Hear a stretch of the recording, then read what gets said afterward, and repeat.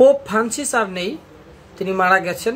তার মৃত্যুতে বাংলাদেশের প্রধান উপদেষ্টা ডক্টর মোহাম্মদ ইউনূস শোক বার্তা জানিয়েছেন।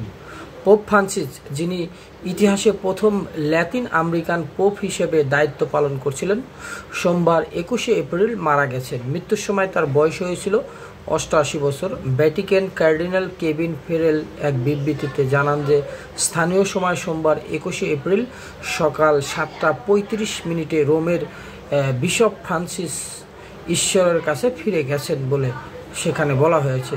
তার পুরো জীবন ছিল প্রভু ও চার্চের সেবায় উৎসর্গিত। এই খবরটি একেবারে সরাসরি এপিপিউ ফলাও করে প্রচার করেছে এবং বাংলাদেশের বিভিন্ন গণমাধ্যমেও এসেছে এবং বাংলাদেশের টেলিভিশন চ্যানেলগুলোর একেবারে ব্রেকিং নিউজে দেখাচ্ছে। আপনারা চাইলে দেখে আসতে পারেন। পোপ ফ্রান্সিস দীর্ঘদিন ধরে ফুসফুসের জটিলতায় ভুগছিলেন। তরুণ বয়সে তার একটি ফুসফুস আংশিক অপসারণ করা হয়েছিল। 2025 সালের 14 ফেব্রুয়ারি তাকে সরাসরি রোমের গেমেলি হাসপাতালে ভর্তি করা হয়েছিল। শ্বাসকষ্ট থেকে শুরু হয়ে পরে তা ডাবল নিউমোনিয়ায় রূপ নেয়। হাসপাতালটিতে তিনি 38 দিন ছিলেন, যা তার 12 বছরের পোপ জীবনের সবচেয়ে দীর্ঘ চিকিৎসা সময় ছিল।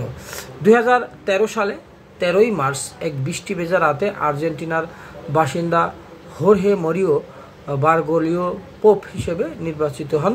তার প্রথম বক্তব্য ছিল সাধারণ এক বুয়েনোসেরা ইতালি ভাষায় আর কি শুভ সন্ধ্যা, যা তার নম্র এবং নম্রতা মানবিকতা রূপের ইঙ্গিত দিয়েছিল বলে জানিয়েছে এবং তিনি গরিবদের পাশে দাঁড়িয়েছিলেন এবং শরণার্থীদের আলিঙ্গন এবং সাধারণ মানুষের প্রতি ভালোবাসার মাধ্যমে ভিন্ন ধর্মী এক পোপ হিসাবে পরিচিতি লাভ করেছিলেন। তবে তার খোলামেলা বক্তব্য, এলজিবিটিকিউ প্লাস ক্যাথলিকদের প্রতি সহানুভূতি, তারপর পুঁজিবাদের সমালোচনা এবং জলবায়ু পরিবর্তন নিয়ে উদ্বেগ প্রকাশের কারণে অনেক রক্ষণশীলরা তার প্রতি কিন্তু অসন্তুষ্টও ছিলেন। অর্থাৎ তিনি সম্মানের পাশাপাশি সমালোচিতও ছিলেন।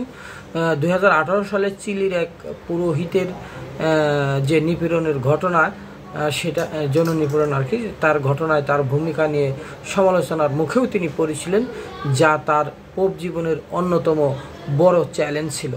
এছাড়া পুরো বিশ্ব যখন লকডাউনে, তখন ফাঁকা সেন্ট পিটার্স স্কোয়ারে দাঁড়িয়ে তিনি বলেন যে আমরা সবাই একই নৌকায় আছি, দুর্বল ও বিভ্রান্ত হবেন না, আমাদের একে অপরকে সহানুভূতি দিয়ে পাশাপাশি থাকতে হবে।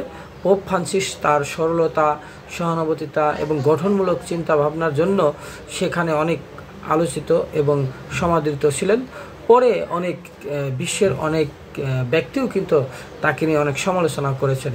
তার মৃত্যুতে ক্যাথলিক চার্চসহ বিশ্বজুড়ে শোকের ছায়া নেমে এসেছে বলে গণমাধ্যম সূত্রে জানা গেছে।